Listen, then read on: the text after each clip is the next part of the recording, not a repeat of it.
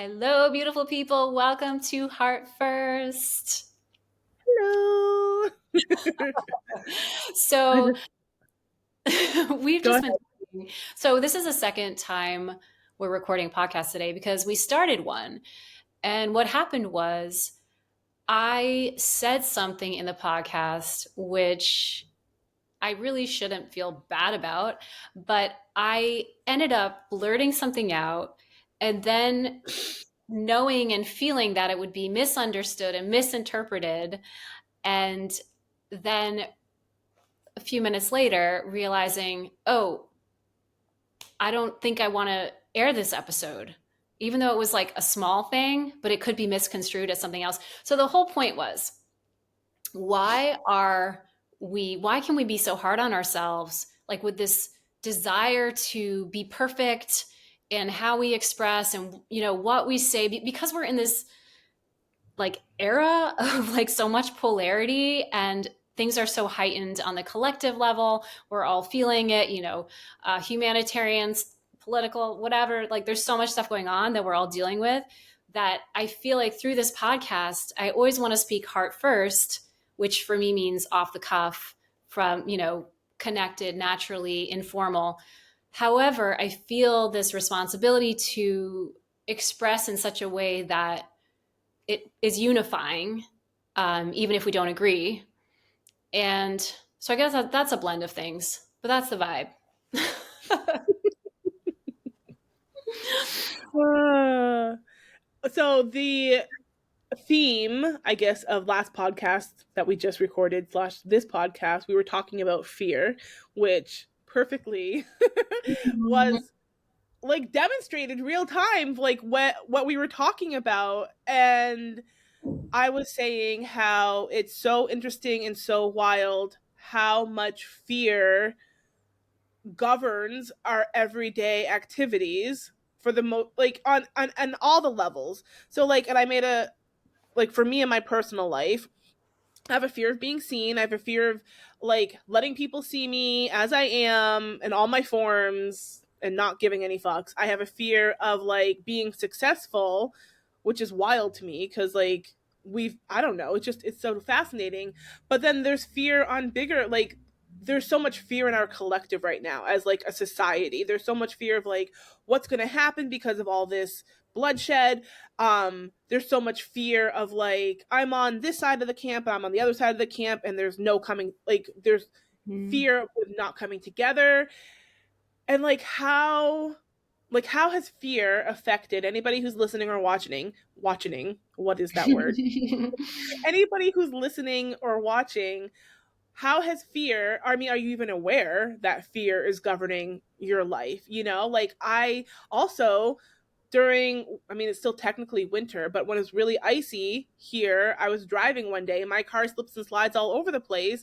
And then from that moment after I got home safely, I refused to drive anywhere for 3 weeks to almost a month because I was petrified of the possibility of ice and me not being able to maneuver that again. So that changed my life trajectory for those 3 weeks that I refused to leave because of that fear, And it's like, it's so wild how real it can feel and how potent it can feel when it's really just us. In some cases, it is warranted, absolutely, right?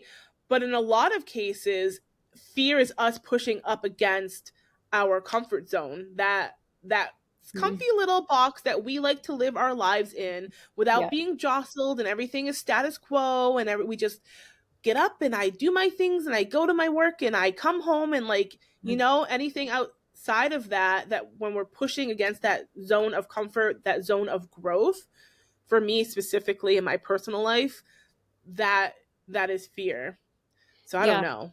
Yeah. Fuck No, fear. it's like, yeah, like we're continually, I feel like we're continually expanding, that boundary. It's like through this podcast, we've talked about things that are not exactly comfortable, because, and we're hearing less and less of those conversations. I mean, those conversations are so needed at this time, right? We made joke earlier. I don't know if we'll air it from the episode. We were talking about Jon Stewart briefly, where in the new Daily Show, which for me is my personal therapy recently, because I just need to laugh about what's happening in the world. Otherwise, I'll cry or scream, or I do all those things like every day.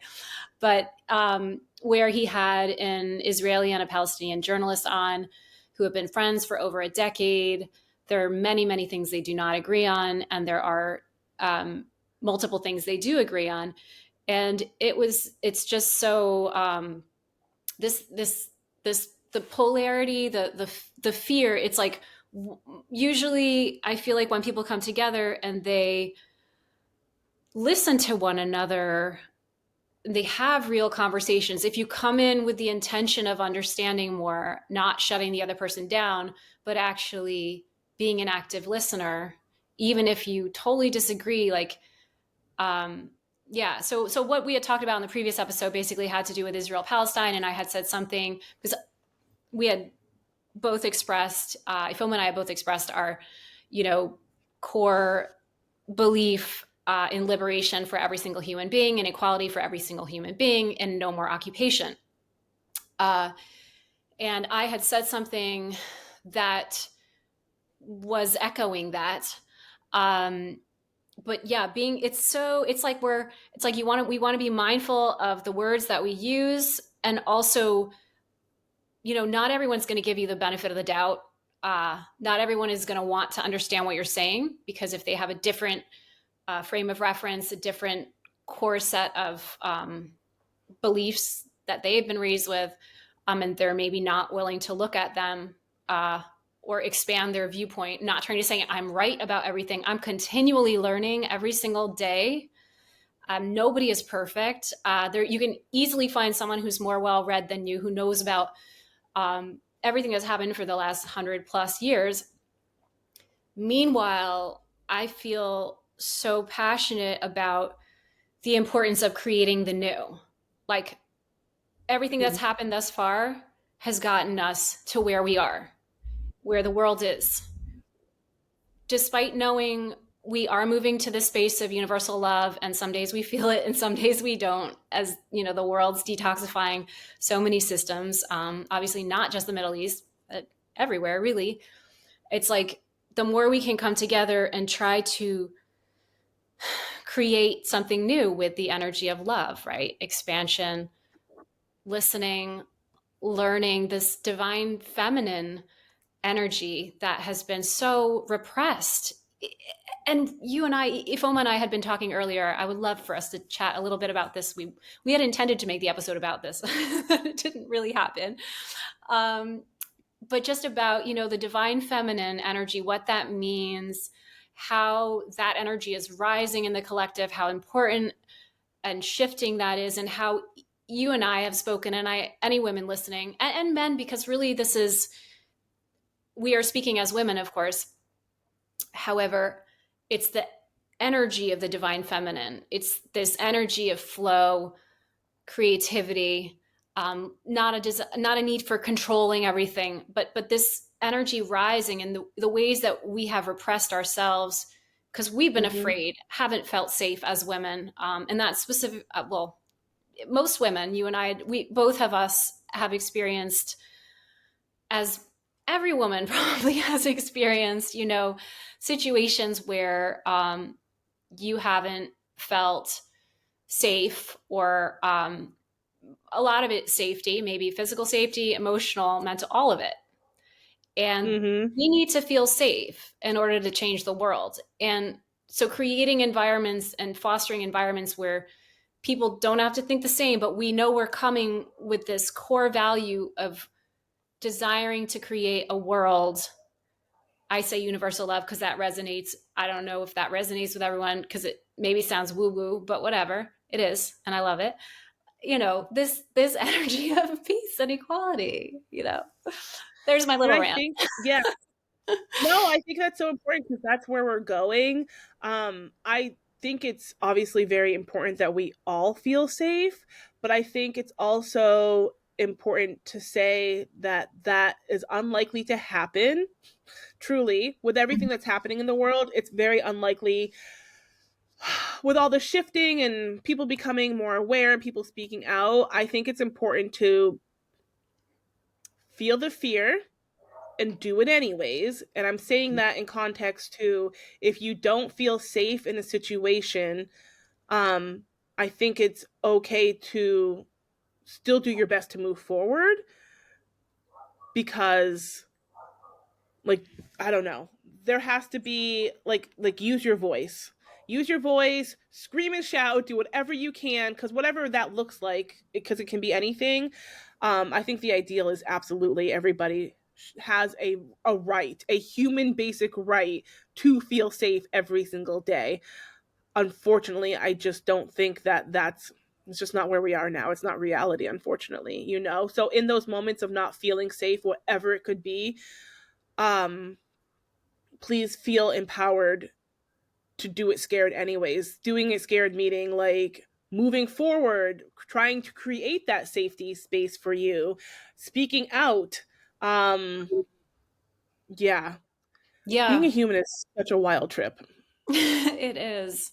And yeah, finding, as we've spoken about in previous episodes, but yeah, like Ifoma and I have, we joke, but like we feel grateful to have each other, because it's so Mm-hmm. important to have friends who you're able to be 100% yourself with.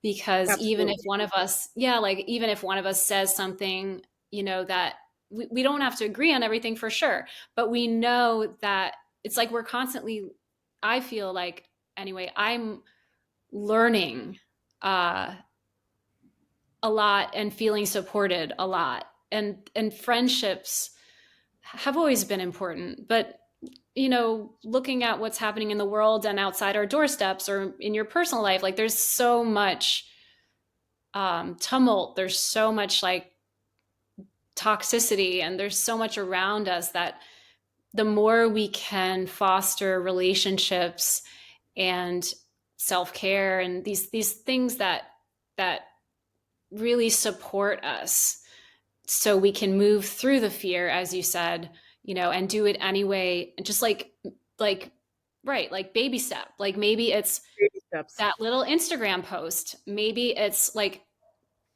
uh I don't know. It really can be anything. It depends on, I'm sure, as whatever popped in your head as you heard me say that, that's the thing for you. It's so personal and yet so universal.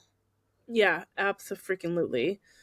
Like, just do it scared. Yeah. But yeah, no, I think fostering for me also similarly, like, it has been such a balm for my soul, and creating that space of safety, being in community with you and having you as a friend and in my life, because we're not, obviously she is her and I am me, but there's such beauty in being able to like just tell somebody about something and know there's not going to be any judgment or any criticisms or anything, right? It's like it's such a safe space that with this safe space, it's allowing me to grow in ways that I don't know, it's so wild and so fascinating. I've done a lot of my healing journey isolated and alone. Like, I've had people in my life, but like not really having people going when I was going through like the dark shadow of the night and all of these woo woo terms, but again, for me it feels very relevant.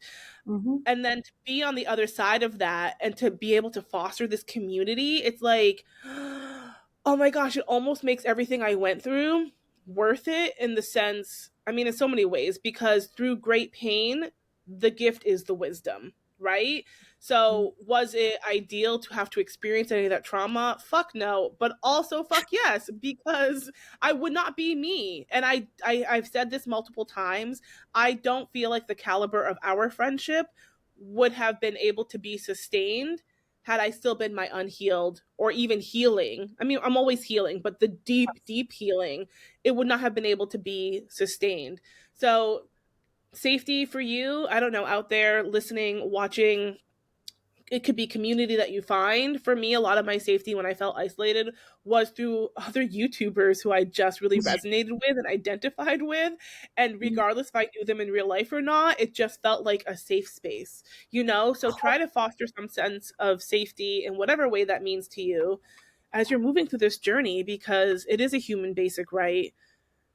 And just to like keep going forward, keep stepping that Absolutely. one foot in front of the other and doing it afraid. And you know, I really feel like regardless if you are a they them, if you are a man or if you are a woman or anything in between, on any level, we all have the energies of femininity and we all have the energies of masculine, the dualities, like, because that is the human experience. We are everything. We are not just one thing. Um, I think the more we learn to embrace that, because also if you look at the way our world is right now, like we are, and like to what you were saying also, we are in this very masculine Toxic. energy, but the toxic masculine. So there's like healed masculine energy, toxic masculine energy, healed feminine energy, toxic feminine energy, and we are on the. I feel like where we are energetically. Hold on. I feel like we are still in the toxic masculine, but we're like starting to leave. It's like a door is opening and we're all starting to step forward to access this like divine feminine energy. And that, I mean, for me, I know you're saying that it's moving faster. I just feel like being a human is like so slow and I so know. dense. Yeah. It's like, Yeah. oh, we're still Yeah, like, here. It's 2024 and this is what we're still experiencing? Like what? I know, I know. I say that and I feel that. And then I also feel impatient as hell and frustrated. And I feel impatient as well. yeah, what's that? What's I that? said I feel impatient as well. Yeah, apparently that's one of the biggest human lessons is patience, right? Because the soul is not in a rush. It's just because life is short and it just keeps getting faster. But but yeah, the rise of divine feminine energy um and the uh, nurturing relationships where we feel safe and like for me rising divine feminine energy as a woman in this lifetime. I have to say that because I know I've been a unhealed male many times. I feel even if I'm second wave, maybe it's just an imprint. Um, but I feel this desire to focus on the creative part. Did you see that? Do you have this? Yep.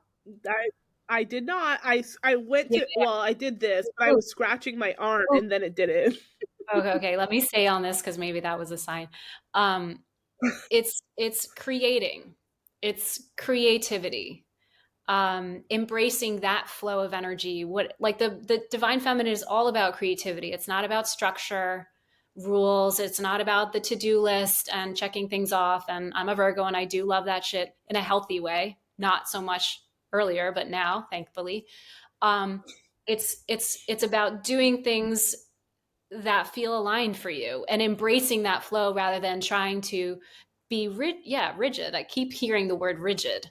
It's flow, it's flowing energy, like asking yourself, like if you're like thinking, oh, I have all this repressed energy, like repressed divine feminine, what does that mean? It probably means exactly what I just said. Like feeling like you need to follow this, you need to, if you ask someone, what did you do today? Like, and you expect them to say accomplish things, right? Like, I don't know. I grew up with that. And I think a lot of people have. Um, Mm-hmm. it's like, and then if you're like, I meditated or, or I hung out and I lied out on the grass, or I mean, these are ideal situations by the way, I would love, Oh my or god, I'd love to lay in the grass right now. right? Doesn't that sound good on a nice summer day? And the portal, so important for us right now. And especially we're integrating these higher frequencies with the solar flares. But flowing divine feminine energy, like asking yourself, what can I do? Like how do I increase that? How do we like focus just being aware of it if you're feeling like you're going to work, doing the things, drop your kid to school, going through all the things you need to do to be a productive an adult, right? Responsible. Then like how can I increase that flowing energy? Like what do you love to do? I mean, what would you do if you didn't have to? Like that like what would you be doing if you didn't have something to do? Right? Yeah, Like other totally. than consuming like Netflix or whatever, because sometimes those things are important too. But like what brings you joy? Like I Yeah. feel like that's divine feminine is a little bit just like not thinking about it so hard, being more in your heart than in your head, you know? The perfect way I can sum that all up is like when we're little kids, we're not doing, I mean, I don't know any little kid. I've never met a little kid. There could be out there though, who has a checklist and a briefcase, right? But I feel like when we're little kids and we're moving through life and like, let's play outside and on the swing set and we're coloring and we're doing all these things, that is being in creativity. That is being in flow with the divine feminine energy because we're creating, we're playing, we're like, and as adults, as we become older and like the way the world starts to weigh us all down and we become like desensitized and or indoctrinated to certain ideals, certain whatever, we can lose that. And then that's kind of where we are now as a society. We have been fragmented from our true selves, from the core of who we are, from that innocent play, child like energy, because the world feels so heavy and it feels so demanding. It doesn't even feel like it currently is so demanding. Like people are living paycheck to paycheck, and even worse, people are not making ends meet. Food is so expensive, like housing is so expensive. There is genuine fear, there's genuine like angst of like how are we going to survive and how are we going to make it, and that is all very valid and very real for so many of us. And I can understand and feel, because I have absolutely been there for sure, um how how hard it can feel to connect with that creating aspect when Hmm. you feel like you're in the thick of it. You know what I mean? Absolutely. That just made me think of well, it made me think of Jim Carrey. Do you know this? Because in terms of okay, take the ride with me. Okay, we're going. Because literally he was in his car apparently, if my memory serves me correctly. So when he was starting his career as a comedian and had very little money, I think his dad was also a comedian, and I don't think he was living out of his car, but he was like live. His financial situation was very challenging, and um, he had these big dreams, and I admire this man for so many reasons. Aside from being a brilliant comedian, his Mm-hmm. ability to imagine, and it's that energy of being childlike, I think. I don't know if that's where it Mm-hmm. comes from, but in his case, it just seems like, of course, he would be good at this from his comedic Right? skills. But this ability to imagine, no matter how broke you are or what your circumstance is, and kids are very good at this, to imagine, and it even applies to peace on earth. I Yep. envision that before I go to sleep. That's kind of my thing. But like whatever you want to create, the more we can, and I'm not saying to ignore, but we're very good at not ignoring. At least Ifoma and I are. Um, as much as we can to focus on what we want to create, how we want the world to be, how we want our lives to be. Um, whether it's financial abundance, to travel somewhere, just like imagine like the perfect day for yourself. So back to Jim Carrey quickly. Basically, he wrote himself a check for $10 million. I don't know if you know this story. Do you? Yeah. Yes, I do. Yeah. So he wrote himself a check for $10 million. This is before his first huge contract, which was, I believe, for the movie Dumb and Dumber many, many years ago. He wrote himself a check. He would drive out somewhere in LA. I've been there many times now, but I don't know where in LA, but outside these beautiful mansions somewhere. And he would say things to himself like, everybody wants to work with me. I'm all these compliments, these affirmations. He would say them out loud to himself. He would think them. He would feel them. Because the trick is, yes, it needs to be in your mind, but you need to believe it. That's why kids are such amazing manifestors. So, like, believing Yep. in that like feeling that. And then eventually he did actually, his first big movie contract, I forget, I think it was a few years later, he signed for Dumb and Dumber, and the check was for $10 million. And he had already written it. So he literally manifested that. But like, I feel like that is actually a good analogy. It's usually not my thing, analogies, but like if we can imagine whether it's a peaceful world, you know, being financially abundant, if your situation is challenging right now, being in optimal health, like picturing if you have a loved one who's not well, imagining them in optimal health, like before you go to sleep or like anytime really. But I just feel like before you go to sleep or first one thing when you wake up, like really feel that in your heart and have that belief, like the way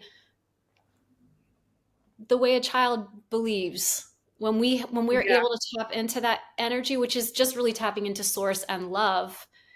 We are able to expand that, and it might not be overnight, and it doesn't No. sound right, but right, but patience.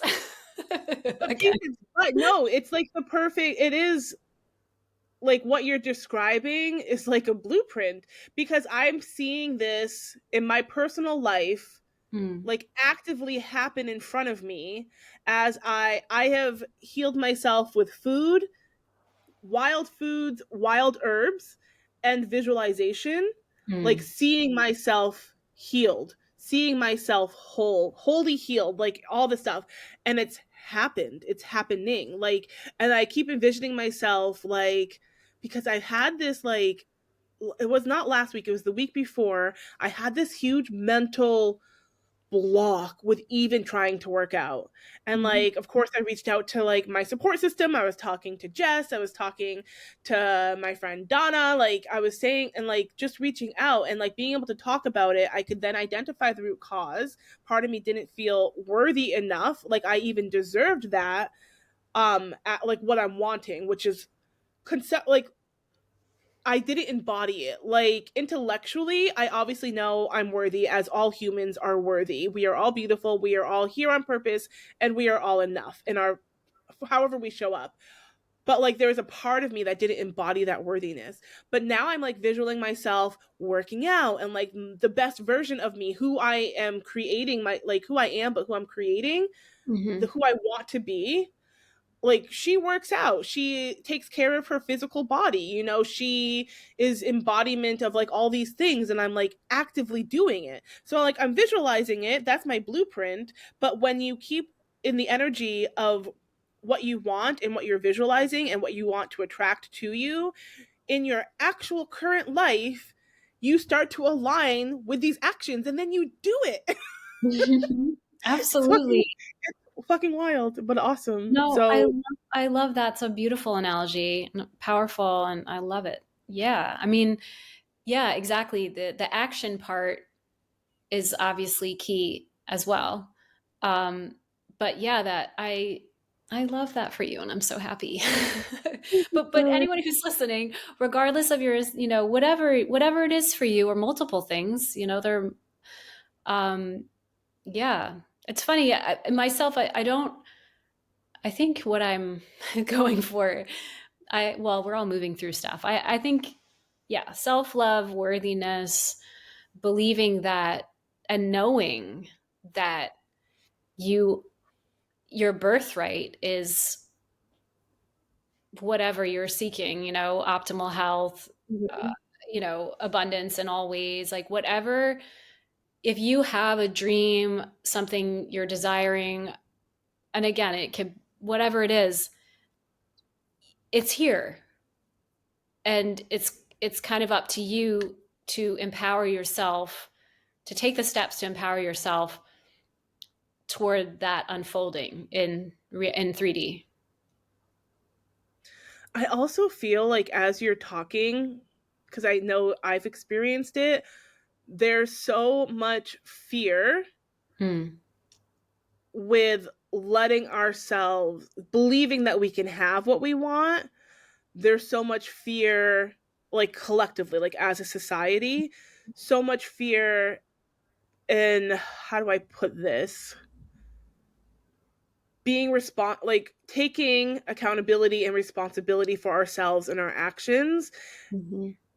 Like if I want to have my ideal of like perfect health, if I pretty much like let's say I just ate junk food every day all day long and never moved my body, the fear that I would feel, like the fear of like stepping into my true, what my soul feels like is my true self, Mm-hmm. would keep me stuck in not taking the right aligned actions, right? Like I would continue to make choices, and then the fear of, wow, I'm responsible for this, like Yeah, that's real. And I think it's scary for a lot of people because it feels easier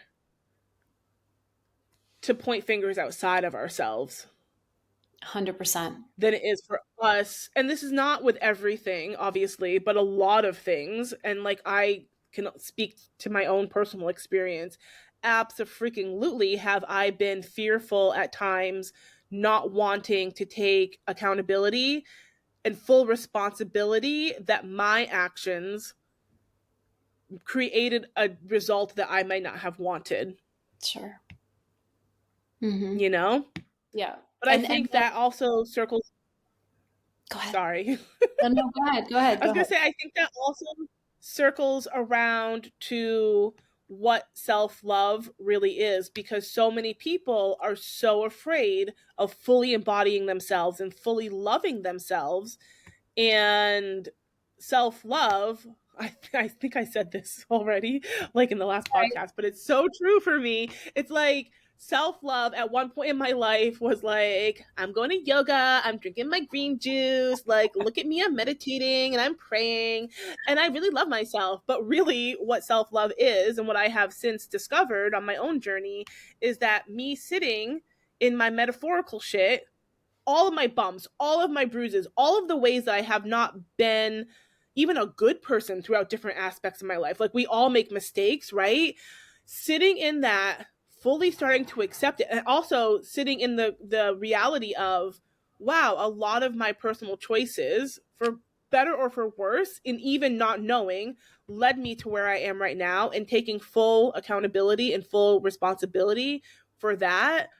Like that is what self-love is. Self-love is being able to look at yourself wholly and fully and loving every single aspect of yourself, even if it feels ugly, even if it feels gross, because we're Mm-hmm. all perfectly imperfect and we're all just bumbling through this human journey together. And I think in order for us to get past the fear and the sticky, we have to believe and embody that we are worthy and that we are so beautifully deserving of these things that we visualize, of these things that we want to bring in, and to not feel bad about what you want. Like there's this emphasis also of like people feeling bad about wanting better, like wanting to be financially abundant or wanting to have what they Yeah. feel like is their physical body, or wanting to have a nice car or a nice home, or like all of these things. Like it's just how, as humans on this experience in this journey, like how much we have been indoctrinated to like limiting ourselves. It's like mind blowing to Yeah. me. Like it hurts my brain. Yeah. No, and that's actually that's a big part of divine feminine also is receiving. Um, Mm-hmm. it's interesting because when I hear divine feminine, I remember when I learned that I was like, I never really thought about that, because if you're someone who's like out there doing all these things and giving and, you know, ooh, if you don't receive, if you're holding if you don't, which it's not either or, it's different shades, right? But it's like Mm-hmm. in terms of self-love and worthiness, um, it's like if you don't if it's not if the deeper you can love yourself and the more at the deeper level you can do that, the more you're willing and able to receive, because it sounds like it should be something like, of course I want to receive, but again it's like, do I feel like I'm worth the amount of success I want to have? Do I feel like I'm worth that, whatever it is that you're seeking? It all comes back to that, like allowing yourself to be open to like the possibilities of that imagination whatever your mind, whatever flows up, when you're dreaming, daydreaming, before your ego gets in the way, before all the negative thoughts, before your past experiences. Goodness knows, I fucking feel that. It's like you gotta let go of the past. Mm-hmm. Like let go. If you've lived, and again, it can be past lives too. So I'm not saying it's even age related, but obviously, if you've spent more years as a physical human being, at this point you've had more life experiences in this lifetime, which isn't to say better or worse or anything, again, because age really doesn't matter. But it's like if you're more aware in this lifetime, like for myself, I'll say, so a lot of things that happened with regard to music business, and not even just like men, let's say, things that have happened that or I'm trying to say it without saying it, but things from my past, things from our past keep coming up until we really move through them. And sometimes, it takes time, and that's quite all right, because moving on to another really quick thing before we close up, because I just saw the time, but you know like believing you're worth it, embracing this divine feminine energy of receiving, not just being so regimented that you think you have all the answers, and when something different pops up, you notice it because you're open to that and you're willing to consider it, instead of just like, no, it didn't go the way I thought. And then, sorry, there's one more thing. I feel like I just channeled that and then it like led me somewhere else. Um, I like wanted to do a whole nother podcast episode on that. um, but divine timing, that's what I wanted to like close with. Mm-hmm. Because like, as Ifoma knows from her healing journey, and as I know from my own healing journey, it's like everything does happen, and like things do happen at the perfect moment. I don't Mm-hmm. think I'm still integrating that, but I know it now more than I believe it. It's something you always hear about, like, oh, everything will be at the right time. When I started my music business career, I was all of 23 and, told to say you're 19. And like, as a woman, you basically are taught, oh, by this age, you got to do this, by this age, you got to do this, da, da, da, da, da. And it's like, that's all bullshit. That's like the old patriarchal, that's what's crumbling now, thankfully. So like Mm-hmm. trusting wherever you are on your journey, you're right on time, and it's all there for you Yep. at all times, and integrating Yep. that. Okay, I'm off my soapbox. Snag. I don't know. I had like so many No, thoughts it's at so the true. same It's so true and it's so good, but just know that wherever you are in your journey of life, like everything that you wants you to, energetically in all the ways, and you are exactly where you're supposed to be, even if it feels slow or sticky, stuck. Um, Everything happens in the most perfect divine time, like Jess said, time. and that you're good. Like everything is good and everything will be good. It just breathe into that. Sweet surrender, as I like to say, sweet surrender to your journey. Yeah, enjoy it. Enjoy it. Enjoy. The more you enjoy it, the more good shit happens to you. Dude, let me tell you, like, I keep wishing that time would go faster from now until we get to Korea, but there is such magic with where I am right now, and it's like the perfect, dare I say, the perfect amount of, like, it's not too fast, it doesn't feel too slow. I mean, there's some moments when America is like on like some ish that I just am like, get me out of this country. But overall, I just feel like I'm able to savor these last few months. I'm able to savor these moments. I'm able to super deeply appreciate exactly where I am. And it just is like makes me more excited. And to speak on divine timing, I've been manifesting us moving back to Korea since like 2019. And if it had happened when I wanted to, we would have been moving during a pandemic, during so much unknown craziness, and that would not have been able to experience the country like I want to. That to move now, it's like, well, Perfect. duh, it's now. Like, look at that magic. I was so mad for so long, and now I can just be like, Thanks for always seeming to knowing better, like beautiful energies of the universe. Yes, I love it. And on that note, we thank you so much for joining us for Heart First today. Yes, we love you so much. Please let us know any questions or comments that you have. Email us at heartfirst.podcast@gmail.com, and you can find us on Instagram right now. Love you. See you soon. Bye. Bye.